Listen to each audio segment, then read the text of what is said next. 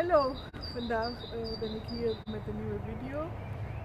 In deze video wil ik iets vertellen over die interculturele aspecten. Ik woon nu 15 jaar in Nederland en ik heb zoveel verhalen. En vandaag wil ik een klein verhaal delen.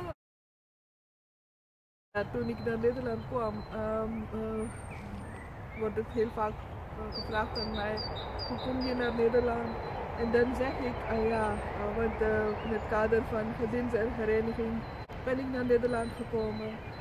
En dan vragen ze door om hoe heb je jouw man leren kennen. En toen dat tijd, ik zei, ik ben uitgehuwelijk.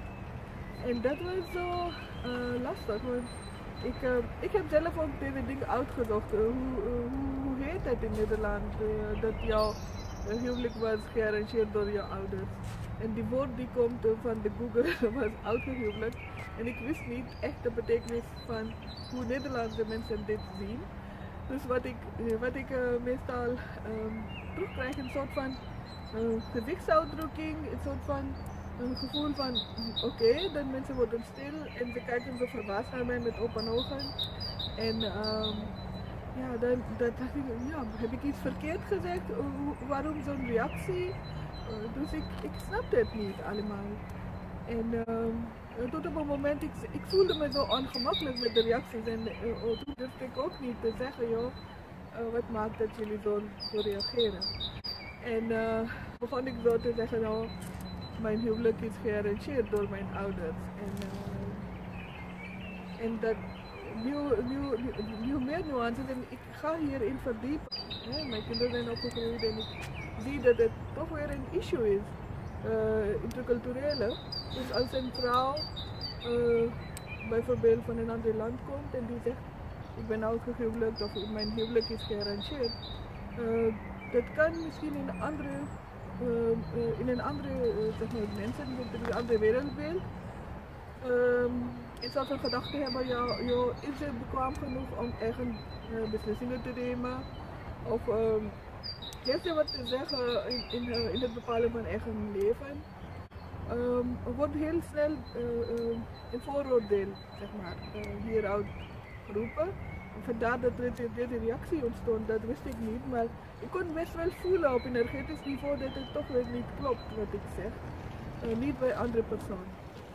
Dus nu weet ik wat de andere kant van de rivier is, wat de andere kant van het verhaal is. Dat hier mensen zeggen, oké, ben je volwassen, ga je zelf kiezen voor je eigen partner en zo. Natuurlijk, ik was ook toen al volwassen, toen heb ik gekozen om samen met mijn ouders een beslissing te maken.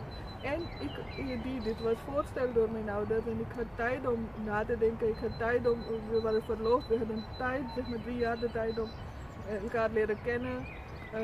En dan alsnog al die tijd hadden we mogelijkheid om af te zeggen. En dat is vergelijkbaar met relatie-apps of die vrienden die elkaar voorstellen. Wat ik deed is gewoon met de toestemming van mijn ouders, ik neem mijn ouders mee in het proces. En dus ik had een heel sterk basis en dat vond ik heel erg volwassen wat ik deed. Toen ik hier kwam, wist ik niet wat in andere persoon hoofd speelt, want ik kom uit Pakistan en daar is het helemaal normaal dat je uitgehuwelijk wordt. En niet met een derde oordeel erachter, of dat je niets te zeggen hebt. Ja, natuurlijk, daar zijn ook mensen die vrouwen die gedwongen worden en daar zijn we allemaal tegen. Maar als we zeggen, onze huwelijk is gearrangeerd, dus dat is heel erg positief en dat zie ik in deze maatschappij ook. Dus wat ik heb geleerd in al die jaren, er kunnen best wel vooroordelen hebben tegenover welke manier je kiest voor je leven, voor je partner of voor wat dan ook. Maar wat helpt is acceptatie, bereidheid om elkaar te begrijpen, elkaars levenswijze te begrijpen en flexibel te zijn om toch weer een andere wereldbeeld te kunnen meenemen. Dus acceptatie, bereidheid en de belangrijke is wederzijds. Dus je kan niet in je eentje alles goed doen terwijl de andere niks doet. En dat is heel belangrijk om te kijken naar wat de andere wereldbeelden zijn. En zonder een oordeel te hebben, alles heeft een positief kant en zeker ook minder positief, die kan verbeterd worden. Dus de kracht van samenleving, zeg maar multiculturele samenleving, is van elkaar te leren. That's it. Tot volgende video. En ja, subscribe zeg ik. Oké, dag. Dag, dag.